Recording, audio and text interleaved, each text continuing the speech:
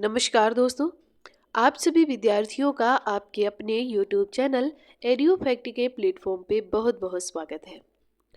दोस्तों, आज की क्लास में हम भारतीय संविधान के कुछ महत्वपूर्ण स्रोतों के विषय में बात करेंगे।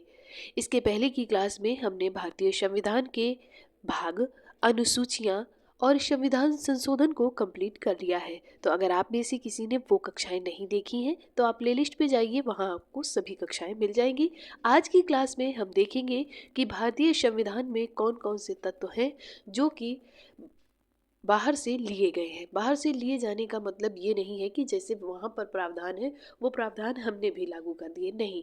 वहाँ से उन तत्वों की जो एक युक्ति ली गई और फिर उसे भारतीय संविधान में किस तरह सेटल किया जा सकता है उसको संशोधित करके उस तरह सेटलमेंट किया गया है। तो आइए आज की क्लास में देखते हैं भारतीय संविधान के कुछ महत्वपूर्ण स्रोत। दोस्तों, अगर हम बात करें ऑस्ट्रेलिया की, तो ऑस्ट्रेलिया के संविधान से क्या क्या लिया गया है? तो समवर्ती सूची, व्यापार, वाणिज्य और समागम की स्वतंत्रता, संसद के दोनों सदनों की संयुक्त बैठक को कहाँ से लिया गया है? तो आपका जवाब होगा ऑस्ट्रेलिया के संविधान से। अब बात करें अगर हम समवर्ती सूची की, तो दोस्तों भारतीय संविधान में 7वीं अनुसूची में समवर्ती सूची का विधान किया गया है। इसके बाद में अगर व्यापार वाणिज्य की बात करी जाए तो व्यापार वाणिज्य का जो प्रावधान है वो आर्टिकल 19G में किया गया है और संसद की संयुक्त बैठक आपकी आर्टिकल 108 में है। आगे बढ़े, जर्मनी का वाइमर संविधान। जर्मनी के वाइमर संविधान से क्या लिया गया है? तो आपातकाल के समय मूल अधिकारों का स्थगन। इस प्रावधान को कहाँ से लिया गया है? तो जर्मनी के वाइमर संविधान से लिया गया है। अब आपातकाल के समय मूल अधिकारों का जो स्थगन है उसके लिए 2 आर्टिकल का प्रयोग किया गया है, आर्टिकल 358 और आर्टिकल 359 को। सोवियत संघ का संविधान यानी रूस के संविधान से क्या लिया गया? तो मौलिक कर्तव्य, प्रस्तावना में न्याय हमारे भारतीय संविधान में 3 तरह के न्याय का वर्णन है। कौन कौन से? सामाजिक, आर्थिक और राजनीतिक। ठीक है, तो इन तीनों तरह के न्याय को कहाँ से लिया गया है? तो सोवियत संघ के संविधान से लिया गया है। अब अगर हम मौलिक कर्तव्य की बात करें तो मौलिक कर्तव्य का उल्लेख भाग 4 के आर्टिकल 51A में किया गया है। इसके बाद में प्रस्तावना में न्याय की अगर हम बात करें तो प्रस्तावना या उद्देशिका को जवाहरलाल नेहरू जी ने 13 दिसंबर 1946 को संविधान सभा में प्रस्तुत किया था। ये भी आप याद रख सकते हैं। दोस्तों, फ्रांस के संविधान की अगर हम बात करें तो गणतंत्रात्मक और प्रस्तावना में स्वतंत्रता, समता और बंधुत्व के आदर्श ये फ्रांस के संविधान से लिए गए हैं।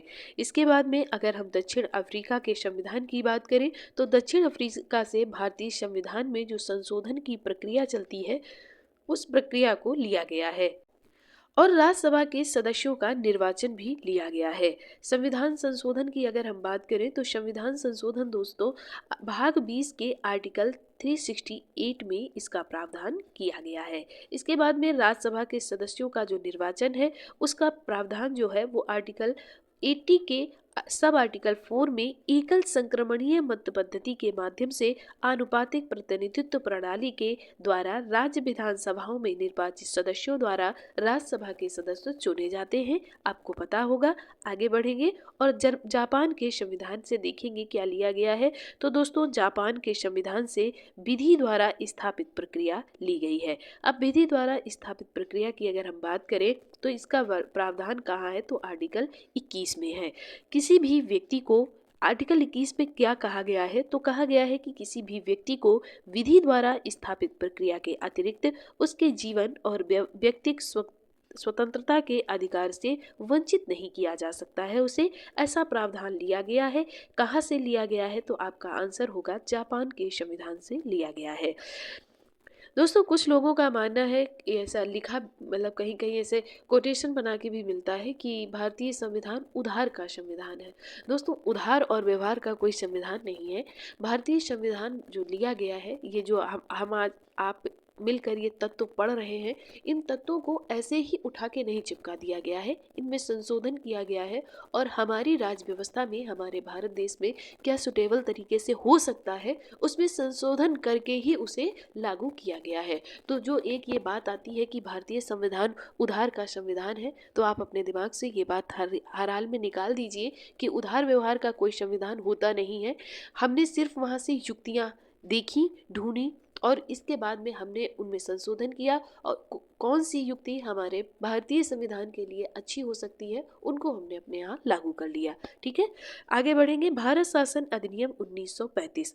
दोस्तों, भारत शासन अधिनियम से बहुत सी चीज़ें ऐसी हैं जो ऐसी की ऐसी उठा के अपने संविधान में लागू कर दी गई, जैसे संघीय तंत्र, राज्यपाल का कार्यालय, न्यायपालिका, लोक सेवा आयोग, आपातकालीन उपबंध और प्रशासनिक विवरण।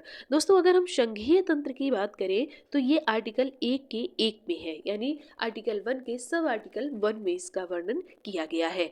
हम पढ़ते भी हैं आर्टिकल 1, भारत अर्थात इंडिया राज्यों का संघ होगा, उसी की बात की गई है। उसको कहाँ से लिया गया है, तो इसको उठा के ले लिया गया है कहाँ से, भारत शासन अधिनियम 1935 से। अब कहा गया है कि राज्यपाल का कार्यालय, तो राज्यपाल का कार्यालय भारत शासन अधिनियम 1935 से लिया गया है। इसकी बात कहाँ की गई है, तो इसकी बात आर्टिकल 155 में भारत के राष्ट्रपति द्वारा नियुक्त किया जाता है राज्यपाल को, और इनका वर्णन जो किया है यानी कार्यालय का जो वर्णन है वो आर्टिकल 155 में है। न्यायपालिका की अगर हम बात करें तो इसका आर्टिकल कौन सा है, 124, 217, 233, 234 और 235। ठीक है।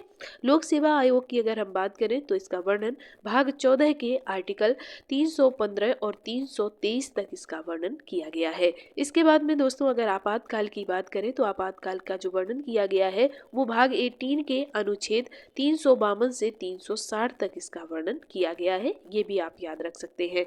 इसके बाद में ब्रिटेन के संविधान से क्या क्या लिया गया है, तो ब्रिटेन के संविधान से संसदीय शासन, विधि का शासन, विधायी प्रक्रिया, एकल नागरिकता, मंत्रिमंडल प्रणाली, परमाधिकार लेख, संसदीय विशेषाधिकार और द्विसदनवाद का उल्लेख जो है वो लिया गया है। कहाँ से लिया गया है, तो आप बताइएगा, ब्रिटेन के संविधान से लिया गया है। दोस्तों अगर हम संसदीय प्रणाली की बात करें तो संसदीय प्रणाली का जो वर्णन है वो आर्टिकल 74 एंड 75 में है, ये केंद्र के लिए है। और अगर राज्यों की संसदीय प्रणाली की हम बात करें, विधानमंडल की बात करेंगे तो उसके लिए आपको आर्टिकल 163 और 164 को देखना पड़ेगा। ठीक है। इसके बाद में आपका विधि के शासन की अगर हम देखें तो विधि का शासन आपका आर्टिकल 14 में है। भारतीय संविधान के मूल संरचना और इसे 368 द्वारा नष्ट भी नहीं किया जा सकता है, यानी विधि के समक्ष समानता की जो बात कही गई है इसे नष्ट नहीं किया जा सकता, यानी इसे 368 में क्या है, तो संविधान संशोधन है।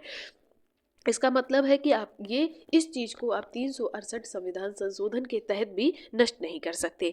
अब अगर हम विधायी प्रक्रिया को देखें तो विधायक के प्रस्ताव से संबंधित अनुच्छेद 107 से 111 तक का इसका वर्णन किया गया है।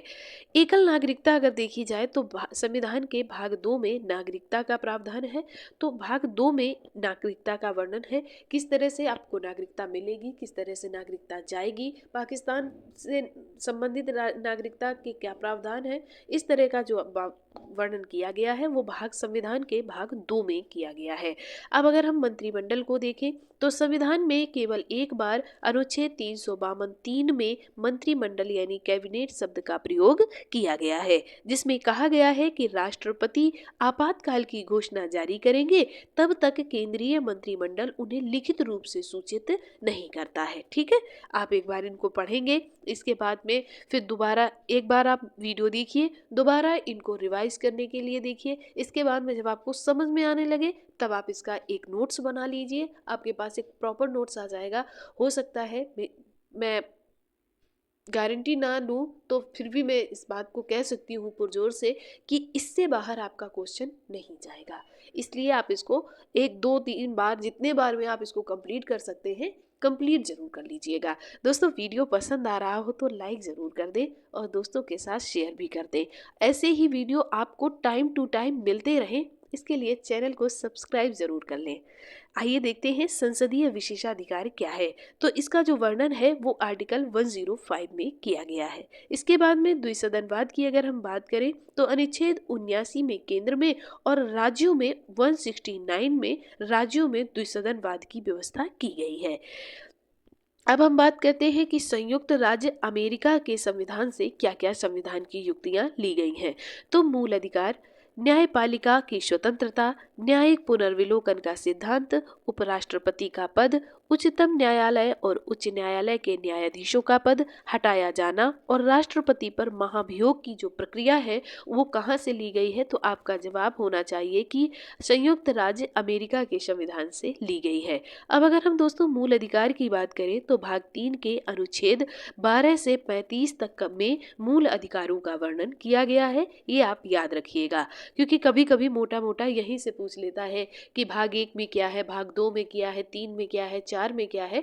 तो ये आपको, हालांकि इसका वीडियो मैंने एक बना दिया है, वो वीडियो आपको प्लेलिस्ट पे मिलेगा, वहाँ आप देख सकते हैं। लेकिन यहाँ भी जो चीज़ आ रही है तो उसको नज़र के नीचे से निकालते चलते हैं।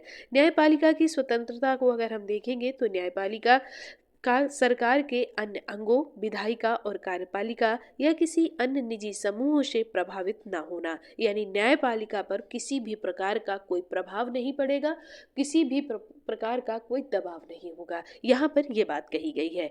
न्यायपालिका के कार्यों में निष्पक्षता और कुशलता तभी हो सकती है जब वह स्वतंत्र हो। तो हमारे यहाँ का मतलब आपके यहाँ, आपके भारत देश में स्वतंत्र न्यायपालिका का प्रावधान है। सुप्रीम कोर्ट में किसी भी तरह का कोई दबाव, किसी भी तरह का कोई हस्तक्षेप नहीं होता है, सुप्रीम कोर्ट का किसी भी कोर्ट में। आगे बढ़ेंगे। न्यायिक पुनर्विलोकन की अगर हम बात करें तो उसके लिए आपका अनुच्छेद 13, 32, 131, 136, 143 और इसके बाद में 223 और 246 में इसका प्रावधान किया गया है। उपराष्ट्रपति का पद जो आर्टिकल 63 में वर्णित है। इसके बाद में उच्चतम न्यायालय के न्यायाधीशों को हटाए जाने का जो प्रावधान है वो आर्टिकल 124 के सब आर्टिकल 4 में किया गया है।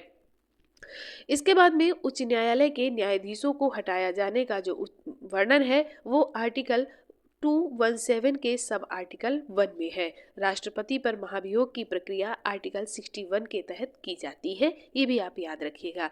आयरलैंड के संविधान से क्या क्या लिया गया है। तो राज्य के नीति निर्देशक सिद्धांत, राष्ट्रपति की निर्वाचन पद्धति और राज्यसभा के लिए सदस्यों का नामांकन, ये आपका कहाँ से लिया गया है। तो आप बताइएगा कि ये आयरलैंड के संविधान से लिया गया है। दोस्तों अगर हम राज्य के नीति निर्देशक सिद्धांतों की बात करें तो इसका वर्णन भाग 4 के आर्टिकल 36 से 51 तक में इसका वर्णन किया गया है। इसके बाद में 51 का में मौलिक कर्तव्यों का वर्णन किया गया है, यह भी मैंने आपको बताया है।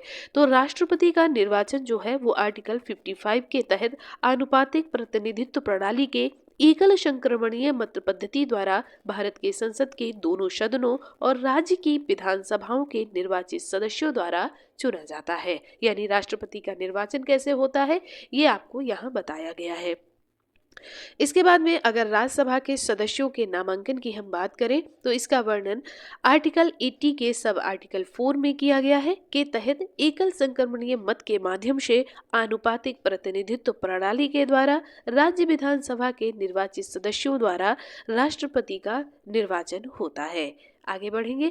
कनाडा के संविधान से क्या लिया गया है। तो कनाडा के संविधान से सशक्त केंद्र के साथ संघीय व्यवस्था का प्रावधान है। अवशिष्ट शक्तियों का केंद्र में निहित होना, केंद्र द्वारा राज्य के राज्यपालों की नियुक्ति और उच्चतम न्यायालय का परामर्शीय न्याय निर्णयन है। ठीक है, ये सब कहाँ से लिया गया है। तो ये सब कनाडा के संविधान से लिया गया है। अब अगर हम दोस्तों अवशिष्ट शक्तियों की बात करें तो अनुच्छेद 248 के तहत अवशिष्ट जो शक्तियां हैं वो केंद्र के अधीन रहती हैं, ये आप याद रखिएगा। इसके बाद में राज्यपाल की अगर हम नियुक्ति की बात करें तो 155 के तहत राज्य के राज्यपालों की नियुक्ति केंद्र द्वारा होती है और केंद्र में किसके द्वारा होती है तो राष्ट्रपति जी के द्वारा होती है, ये भी आप याद रखिएगा।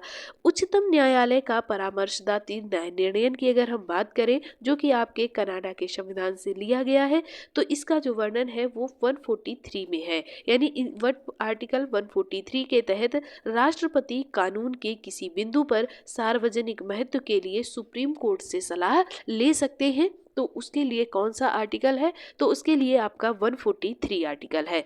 इसके बाद में दोस्तों ये था आज का आपका संविधान का की क्लास, जो कि इसमें आपने देखा कि कौन से संविधान के तत्व कहाँ से लिए गए हैं।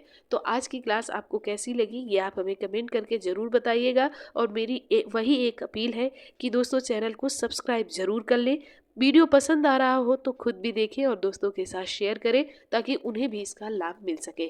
दोस्तों आपको एक जानकारी दे दूं कि अगर आप में से कोई विद्यार्थी उत्तर प्रदेश से संबंधित परीक्षा दे रहा है, तो उसे इस प्लेटफॉर्म पे बहुत ही ज़्यादा महत्वपूर्ण वीडियो मिलने वाले हैं। आपको जाना सिर्फ प्लेलिस्ट तक है। आप प्लेलिस्ट पे जाइए, वहाँ आपको उत्तर प्रदेश से संबंधित सभी जो टॉपिक हैं वो विस्तार पूर्वक पढ़ाए गए हैं और उनसे संबंधित आपको एमसीक्यू भी सॉल्व करवाए गए हैं। तो अगर आप में से कोई विद्यार्थी उत्तर प्रदेश से संबंधित वो परीक्षा दे रहा है, तो आप वहां से उन कक्षाओं को विजिट कर सकते हैं। आप सभी विद्यार्थियों का एक बार दिल से बहुत बहुत धन्यवाद।